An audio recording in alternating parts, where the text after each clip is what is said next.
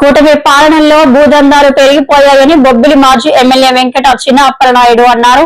ఈ మేరకు ఆయన బొబ్బిలి వైసీపీ కార్యాలయంలో మీడియాతో మాట్లాడుతూ రాష్ట్రంలో కూటమి అధికారంలోకి వచ్చిన తర్వాత గంజాయి రవాణా అమ్మకాలు పెరిగిపోయాయని అన్నారు. బొబ్బిల్లో కూడా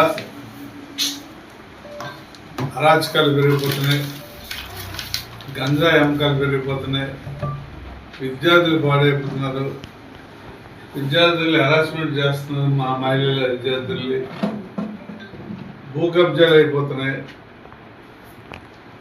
ఇవన్నిటికీ కారణం పాలకులు మాకు అండదండగా ఉంటారనేది ఈ ఉద్దేశం అని నేను అనుకుంటున్నాను. ఎందుకంటే మనం ఈ సుమారు 2 ఏళ్ళుగా జరుగుతున్నటువంటి పరిణామాలు చూస్తే గంజాయి అంటే దాదాపు బొబ్బిలి అన్ని ప్రాంతాల్లోనే విరివిగా వ్యాపించింది. ఎప్పుడు పడితే అప్పుడు పోలీసు వారు కూడా పట్టుకున్నారు, కానీ దాని మీద సరైనటువంటి చర్యలు అయితే లేవు. దాని మీద రాజకీయ నాయకుల హస్తం ఉంది.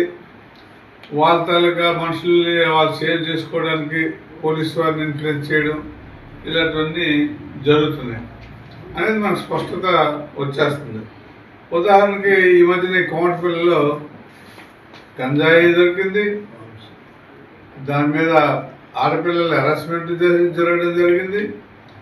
అది సాక్షాత్తు తెలుగుదేశం పార్టీ గ్రామ కమిటీ అధ్యక్షుడి కొడుకని నిర్ధారణ కూడా అయింది.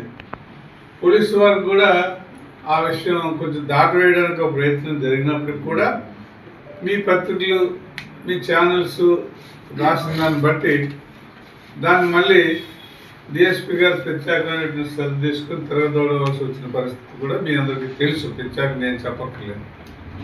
అందుకే సంవత్సరం తిరగకుండా ఆమెని ట్రాన్స్ఫర్ కూడా బొబ్బిలి నుండి చేసేటువంటి పరిస్థితి, దుస్థితి ఇవాళ బొబ్బిలి రాజకీయాల్లో మనకు కనపడుతున్నాయి. ఇవాళ ఈమెను ట్రాన్స్ఫర్ చేశారు. 4 రోజుల క్రితం, 4 రోజుల క్రితం ఇక్కడ ఉన్నటువంటి ఎస్హెచ్ఓని అర్ధరాత్రిగా ట్రాన్స్ఫర్ చేసి రూరల్ ఎస్హెచ్ఓని తెచ్చి, రూరల్ ఎస్సీఐని తెచ్చి ఇక్కడ ఎస్హెచ్ఓగా వేయడం జరిగింది. మరి ఆయన అయితే ఈ ప్రస్తుత ఎమ్మెల్యే ఏం చెప్తే అది చేయడానికి తగినటువంటి ఒప్పందాలు కుదుర్చుకొని తెచ్చినట్టుగా బయట ఉన్నటువంటి సమాచారం. ఇది నిజమంతా అనేది వాళ్ళకి తెలియాలి, భగవంతుడికి తెలియాలి.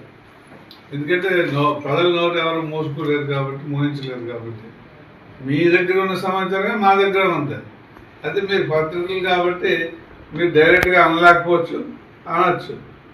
మరి మాకు తెలిసిన ఇన్ఫర్మేషన్ మేము మీ ద్వారా ఈ ప్రధానికానికి చెప్పే పరిస్థితి ఉంది.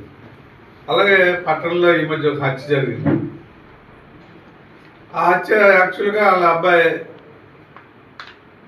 కిటికీలో చూసి మా అమ్మని మా నాన్నే సున్నితోని చంపేశాడు అనేది చెప్పినప్పటికి కూడా నిన్న ఇక్కడ ఉన్నటువంటి ఎస్హెచ్ఓ ఒక స్టేట్మెంట్ చూశాను నేను, ఆయన ఇచ్చినటువంటి స్టేట్మెంట్ ఏంటండి, ఇది హత్య కాదు ఆత్మహత్య అని. ఆ అమ్మాయి ఆత్మహత్య చేసుకుంది, అతని భార్య, డ్రైవర్ భార్య అని. డ్రైవర్ చాలా గొప్పవాడని చెప్పి ప్రస్తుతం ఉన్నటువంటి వైస్ చైర్మన్ గారు డ్రైవర్, ఆయన మున్సిపల్ వైస్ చైర్మన్ గారు డ్రైవర్, ఆయన ఒక స్టేట్మెంట్ కూడా ఇచ్చాడు, నా డ్రైవర్ చాలా ఉత్తముడు అని. ఉత్తముడు అయితే ఉత్తముడు తాలూకా భార్యను చంపడమో లేకపోతే చచ్చిపోవడమో లేకపోతే ఈ పరిస్థితి అయితే ఎలాగొస్తుంది అనేది. పైగా ఆవిడ లోకల్గా ఉండేటువంటి స్కూల్స్లో ఎక్కడో పనిచేస్తుంది, చైతన్య స్కూల్లోనే ఎక్కడో దాదాపు 30,000 రూపాయల జీతం కూడా తెచ్చుకుంటుంది. అంచేత అంత ఇబ్బంది అయినటువంటి కుటుంబ పరంగా కూడా ఇబ్బంది అయినటువంటి పరిస్థితి కాదు. మరి ఇవన్నీ ఒకటి జరుగుతున్నటువంటి పరిణామాలు చూస్తుంటే ఈ బొబ్బుల్లో అరాచకం విపరీతంగా పెరిగిపోతుందనే దానిలో ఏమాత్రం ఎవరికి సందేహం లేదు. ఇంకా దొంగతనాలు, ఎవరో ఇలాగా క్యాంప్ వెళ్ళడం భయం, ఆ కాలనీలోనో ఈ కాలనీలోనో ఆ మెయిన్ రోడ్డు మీద ఈ మెయిన్ రోడ్డు మీద దొంగతనాలు కూడా జరుగుతున్నాయి.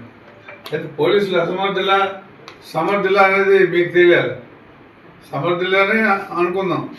కానీ దొంగతనాలు ఇంత వెచ్చలవిడిగా ఎందుకు జరుగుతున్నాయి? కంప్లైంట్ ఇచ్చిన తర్వాత కూడా ఏమీ రికవరీ అయ్యేటువంటి పొజిషన్ అయితే కనబడడం లేదు.